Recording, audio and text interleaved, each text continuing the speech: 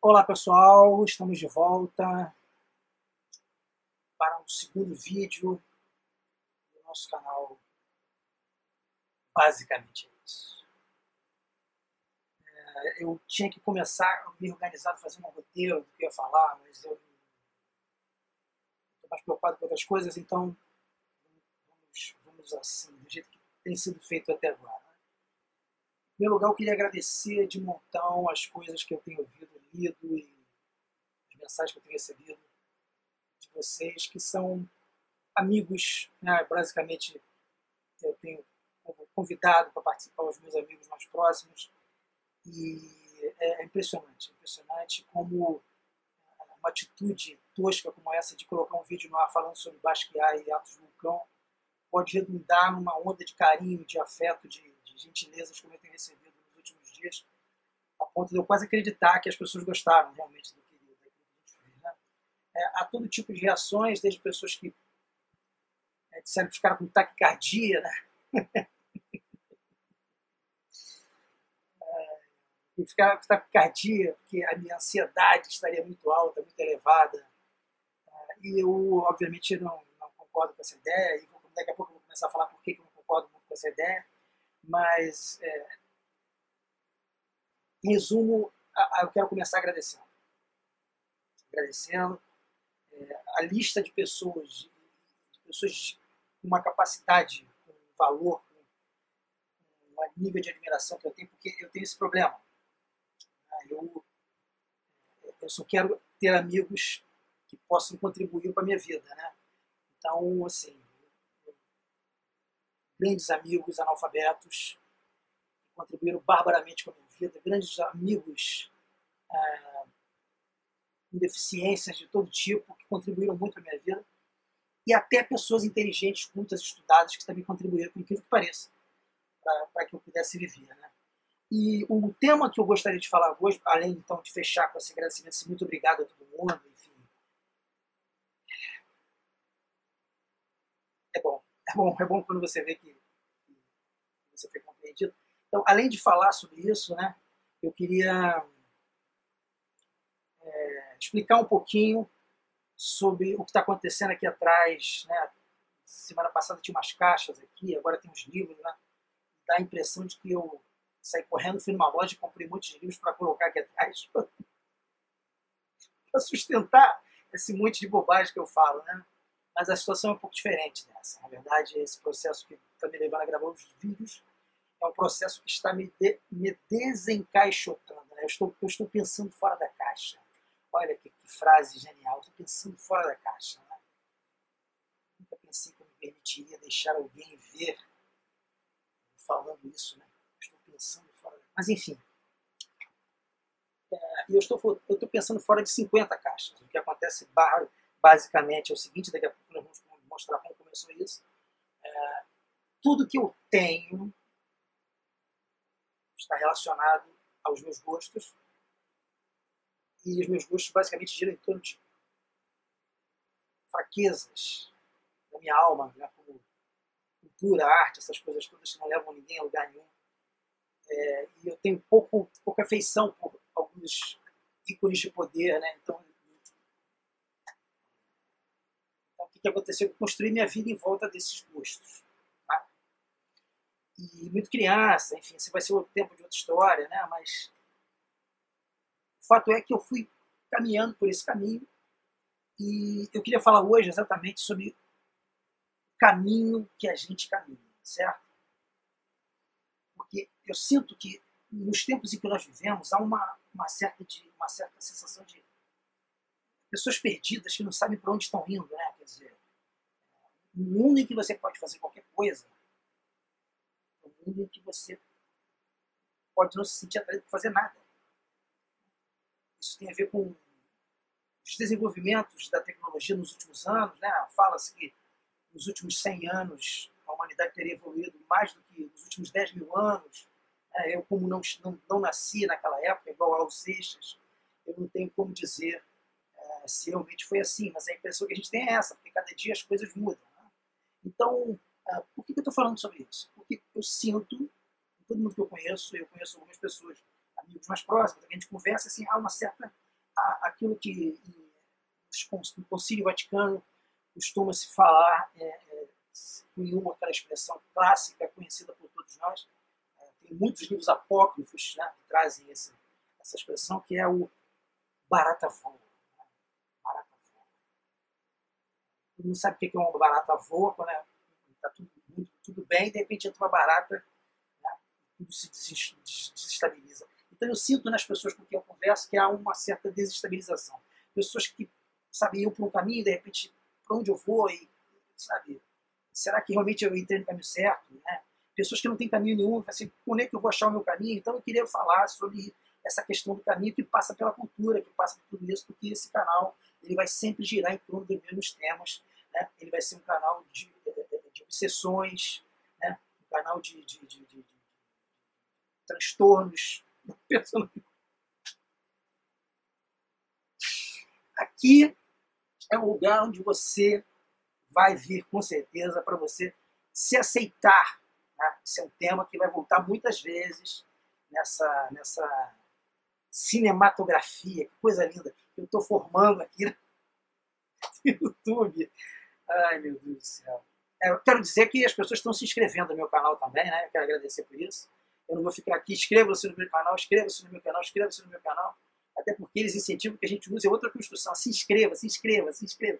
Né? Então eu não vou ficar falando sobre isso, mas é claro, evidente que as pessoas que quiserem compartilhar isso daqui, que quiserem aumentar o meu desprestígio social ao longo do tempo, uma vez que essas imagens vão, depois que saírem daqui, qualquer um vai saber quem eu sou, né? O que é uma coisa trágica. Mas se você estiver disposto a ir nessa campanha tanto sórdida e ordinária de espalhar esse tipo de conteúdo trágico, que pode levar pessoas a acreditarem que elas têm viabilidade, que é um erro muito comum, então você fique à vontade.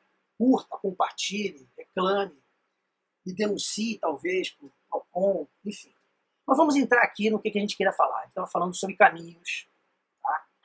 E uma coisa importante que é preciso que as pessoas entendam, né, e que a arte ajuda muito você a fazer, é que quando você está na sua primeira infância, você tem que se observar. Atenção, você que já passou da primeira infância. Aí não dá para consertar, mas assim, você tem que se observar aquilo que foi colocado dentro de você. Fundamentalmente, não é verdade que você pode ser qualquer coisa que você quiser. Né? Isso é uma tremenda história, essa ideologia de gênero, que você não é nada, entendeu? Você hoje é uma coisa, amanhã você é outra. Isso é mentira. Isso a gente vai falar também em outros vídeos. A gente vai falar em milhões de vídeos. Né? A gente vai ter aqui, o canal vai derrubar o YouTube de tantos vídeos, toda hora eu falo que isso nós vamos falar no outro vídeo. Então, eu comecei a desencaixotar, estou voltando para o anúncio no início, se prepare que tem muito isso. Eu comecei a desencaixotar as minhas coisas que estavam dentro de caixa, 50 caixas na biblioteca, tudo lá dentro. E aí eu fui tirando, e quando, no outro vídeo passado tinham caixas aqui atrás. Né? E agora eu estou começando a tirar as coisas, e a ideia original era de que cada vez que eu puxasse uma caixa, viesse um livro, uma coisa, um tema, eu falei, vou falar sobre isso. E eu já puxei 6 caixas, já vieram diversos temas, mas eu não estou sentindo de falar sobre isso. Então hoje eu escolhi o caminho, o tema do caminho, porque eu encontrei 3 livros que ajudam a contar essa história. Tá? E é o seguinte, esse livro aqui é um livro de 1996, 97, é um dos primeiros livros que eu comprei na Amazon. Talvez seja o segundo ou terceiro livro que eu comprei. E por que esse livro é importante? Esse livro é importante pelo seguinte, porque quando você escolheu o seu jeito de ser lá, influenciado pela sua juventude, pelos seus coleguinhas de colégio, né, aquele garotinho que jogava futebol, que você queria ser o jogador Neymar, né, e você queria ser o modelo, o ator bonitão da novela, né, você começa a escolher qual daqueles estereótipos ali você vai querer se encaixar. E chega um momento em que você percebe que você nunca vai ser o Neymar, o que, convenhamos, tirando a parte do dinheiro, é uma coisa, é uma notícia espetacular. Vamos concordar, né? Você, tirando o dinheiro, você imaginar que você não vai ser o Neymar é uma coisa, né? Já venceu a vida.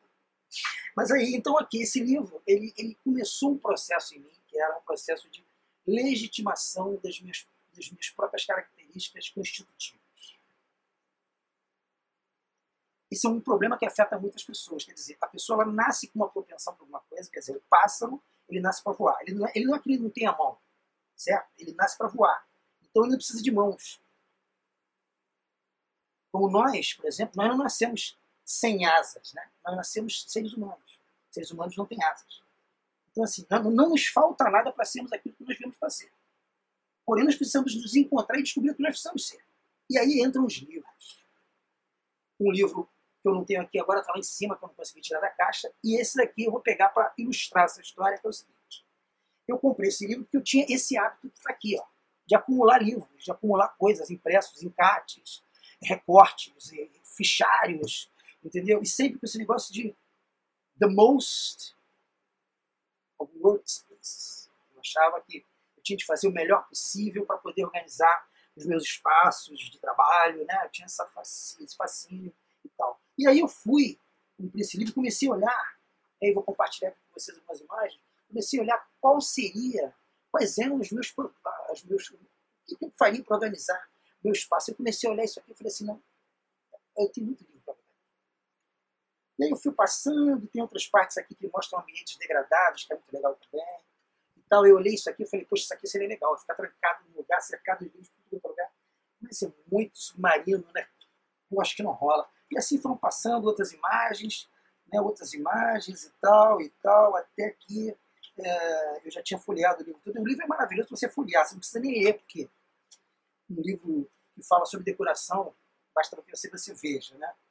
E aí, cara, no meio de tudo isso, quando eu já tinha estudado alguns modelos do que eu gostaria de ter, de gostaria de fazer, eu vou e esbarro, caio numa página que é, assim, um divisor de águas, uma expressão que eu acho que vocês nunca ouviram na minha história, porque essa página, quando eu bati o olho naquilo ali, eu falei, é isso, eu sou isso, eu quero ser isso, um dia eu serei isso.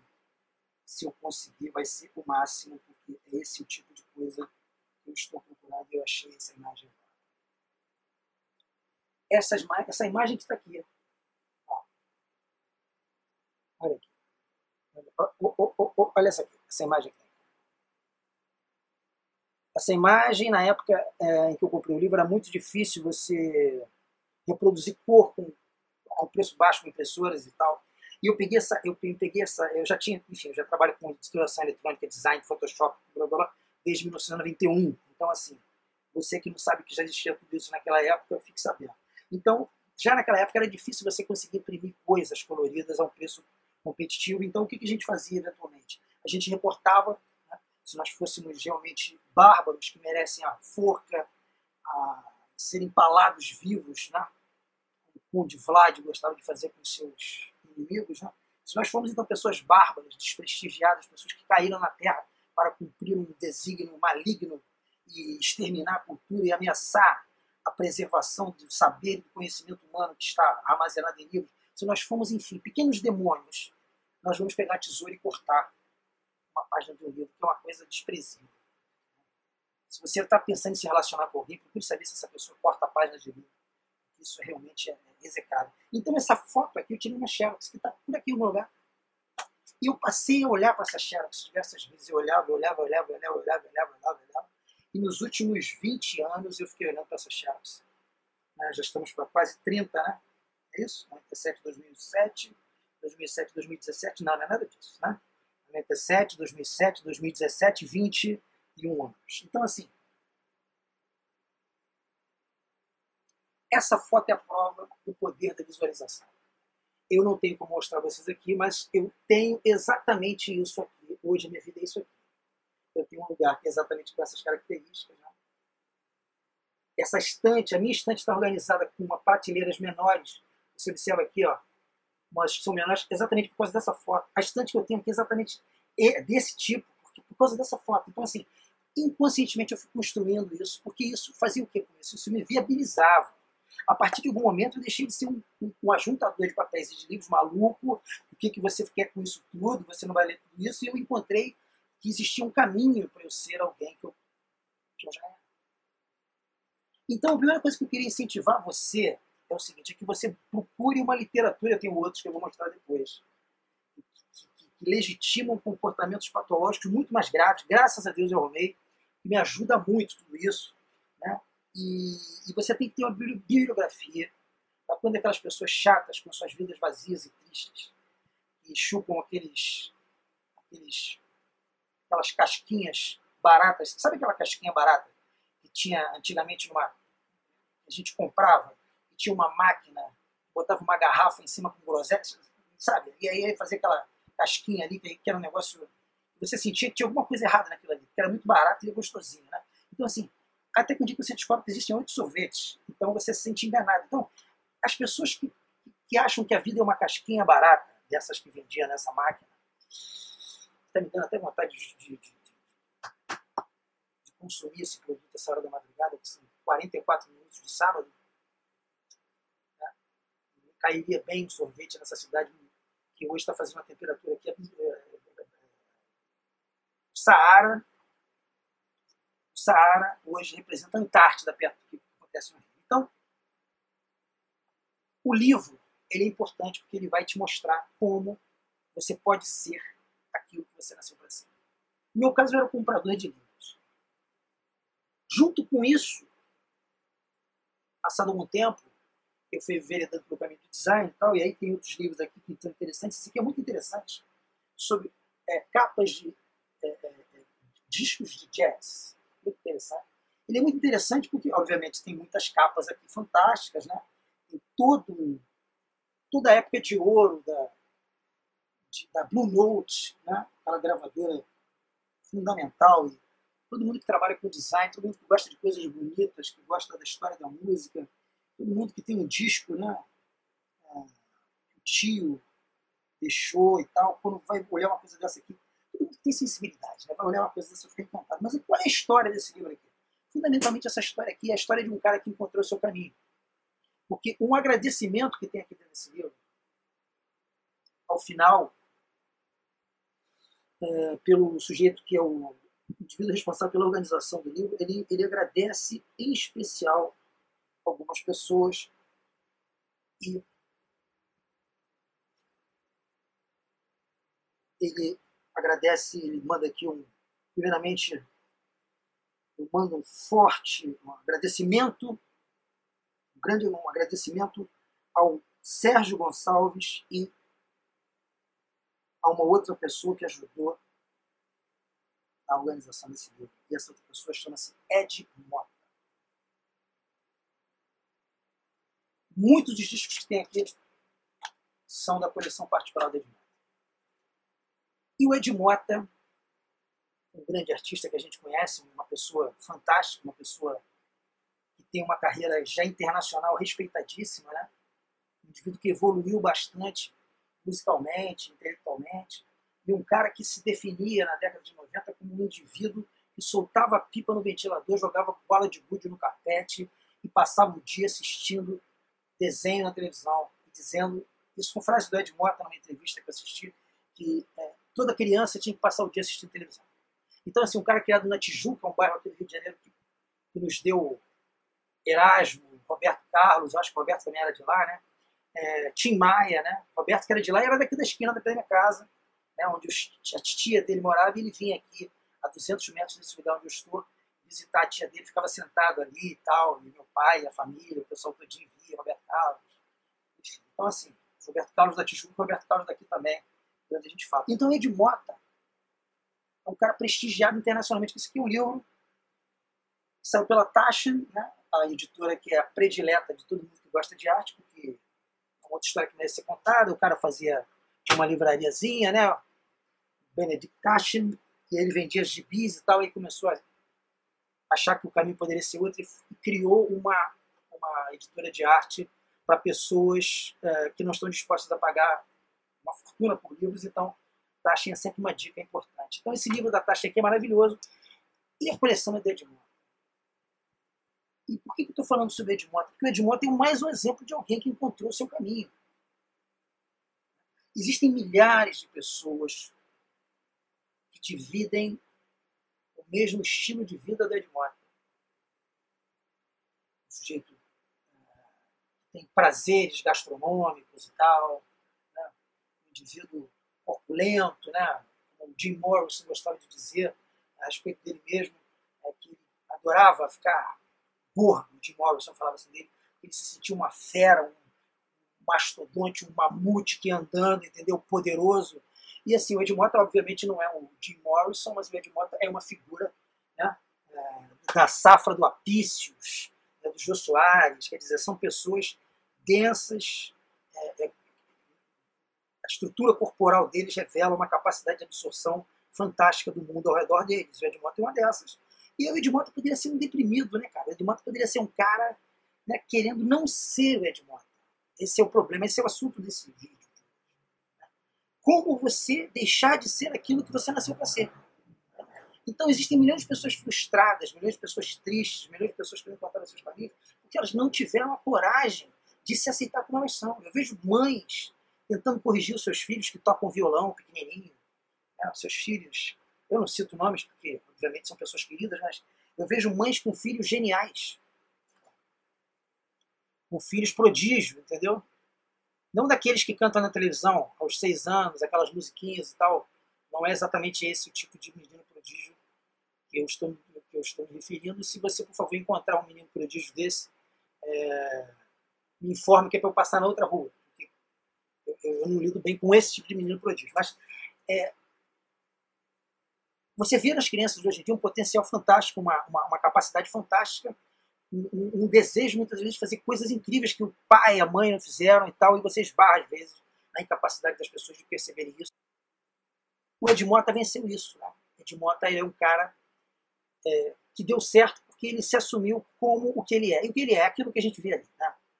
Vinhos, né? Restaurantes, discos rodando na casa dele. E legal que no meio de tudo isso ele encontrou uma pessoa que é o amor da vida dele, que é uma ilustradora, uma pessoa também talentosíssima, né? Que faz o trabalho com ele. E sobre Ed Mota tem que falar também depois sobre artes gráficas, as coisas que ele faz são fantásticas. Ele é um grande artista.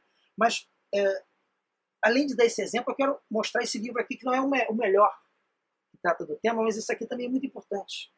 Então, assim, eu estou mostrando livros, né, que viabilizam pessoas e caminhos. Tá certo? Isso aqui é um livro para pessoas que vivem cercadas de livros. Não é o melhor, não. Tem os outros 2 ou 3 aqui. Esse é um assunto fascinante. São livros sobre livros. Por que é fascinante? Porque eu tenho esse problema. Então, quando você tem esse problema, quando você tem um problema que é seu, né, quer você seja um fascinado por viagens espaciais, você mora na periferia de Manaus, tá certo? Quer você tenha um fascínio por música barroca e você nasceu numa comunidade carente do Rio de Janeiro, entendeu? Você precisa construir uma bibliografia que te sustente, porque todo mundo vai dizer para você que você não tem direito de ser isso, certo? Você não tem direito de ser isso. Eu, por exemplo, vim de uma família onde ninguém era designer. Na época, eu tinha todos os meus amigos, eles me doavam materiais, porque eles tentaram ser designers e desistiram. Você está falando de anos 80, 90. Todos os meus amigos, muitos meus amigos, tinham estudado design e tinham desistido. Então, assim, eu coloquei na minha cabeça que eu ia ser designer por uma série de motivos que eu vou falar no outro momento. E as pessoas me perguntavam com 7, 8 anos o que eu falei, eu queria ser designer, quero ser designer. Então, você encontrar muito cedo aquilo que o mundo te oferece, que também tem essa, você não escolhe. Tem essa, você escolheu ser músico, você escolheu ser músico, coisa nenhuma. Eu escolhi cantar. Então, que voz você tem para escolher cantar? Né? Você foi escolhido pela música. Então você tem que ter essa sabedoria.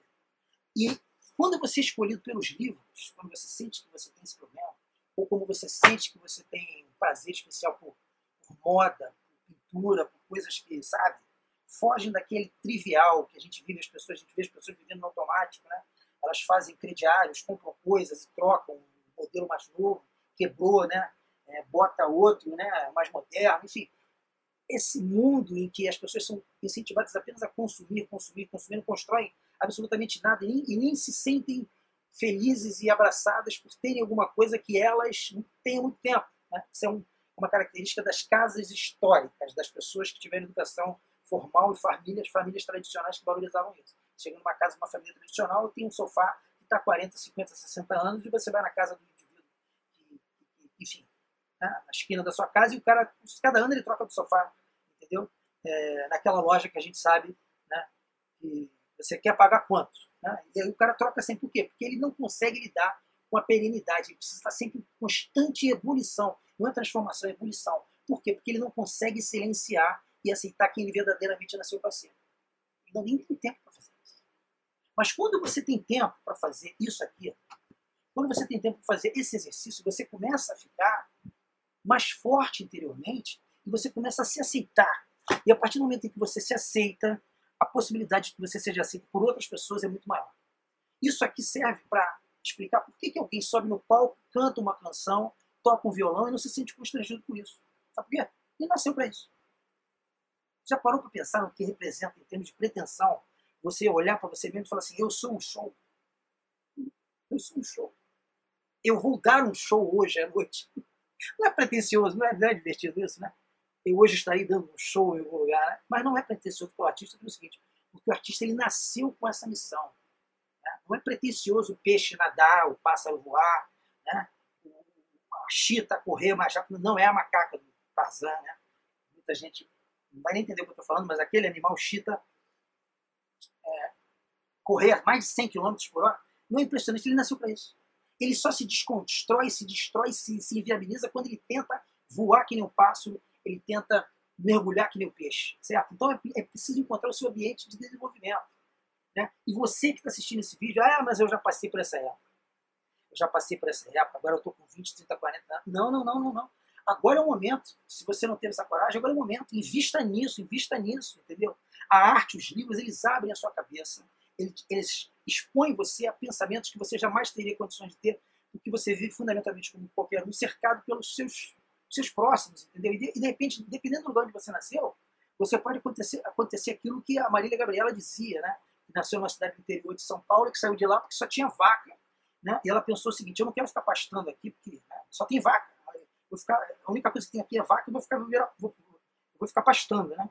Então, assim, ela saiu da cidade dela para não virar uma vaca.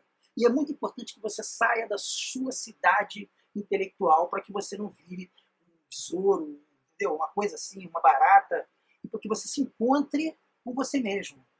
Né? E ao se encontrar com você, isso aqui não é papo de autoajuda, isso aqui é papo para a gente evoluir nessa discussão a respeito do que é importante na vida. Né? Então, à medida em que eu tenho visto, como eu falei, pessoas que estão perdidas, eu tenho tentado de alguma forma contribuir com esse caminho que eu me encontrei nele. Furei uma série de esquemas, né? Quer dizer, estudei no design numa faculdade e da sala em que eu estudei saiu uma pessoa fantástica, que é uma das maiores artistas gráficas do país, né? Que eu estudei com ela, que eu me orgulho muito de ter tido aquele convívio com ela, que é a Silvana. E eu realmente não sei de outro designer que tenha seguido a carreira além de mim. Tem a minha amiga Nícia, que é uma fantástica produtora de joias artesanais e trabalha com yoga e essas coisas todas. Assim, ela tomou um outro caminho lá na moda. Mas assim, eu acabei me descobrindo quem foi dali que virou designer. Além da minha carreira, eu sei da Silvana, realmente eu não encontrei mais ninguém. Então, é possível romper com paradigmas, com padrões que você recebeu na infância. É possível romper com tradições familiares, é possível romper com tudo. Certo? Você nasceu com uma mente, então é importante que você encontre esse caminho, que você se dedique a buscar esse caminho, para que só quando você estiver em paz com você mesmo, quando você se encontrar dentro de você mesmo, quer seja como vegano, quer seja como churrasqueiro, quer seja como, sabe, monge, é que você vai ter condições de contribuir de alguma forma para que esse mundo fique menos pior. Né? E isso tem a ver, sim, com arte, tem a ver com tudo isso que a gente fala. Né? E eu estava muito afim de falar sobre isso, muito preocupado com a temática do canal, que começou com uma coisa, agora tem que ser a mesma coisa sempre, e não. Né? Aqui serão reflexões a respeito de cultura, de tudo isso que eu já falei. E eu quero fechar esse vídeo de hoje, que está quase chegando aos 30 minutos, convidando vocês a estarem comigo aqui novamente, né? Convidando vocês para que façam parte, sobretudo nesse momento, que se inscrevam no canal, porque é uma limitação importante. Eu não tenho meta de chegar a 100 milhões de assinantes, acredito que jamais eu vou encontrar 100 milhões de pessoas capazes de suportar essa minha verborragia. Né? Mas 100 pessoas é importante, porque você só pode começar a fazer algumas coisas no YouTube quando você chega a 100 pessoas. E eu acho que estou com 70 e poucas, estou com umas visualizações muito boas, estou muito satisfeito com tudo que está acontecendo, né? E tudo imerecido, porque eu Quem sou eu, né, para ter direitos exclusivos sobre ela, se eu não posso sustentar os sonhos dela, se nada tenho e cada um vale o que tem, né? Alguém já cantou isso. Então, o assunto de hoje era isso, encontrando caminhos, não é a parte 1, é uma das vezes em que eu vou falar isso, eu vou voltar para elaborar isso melhor em outras oportunidades, mas o assunto de hoje era encontrando o seu próprio caminho através das suas buscas em livros, das suas buscas em exposições, das suas buscas na direção daquilo que o seu coração aponta. Tá?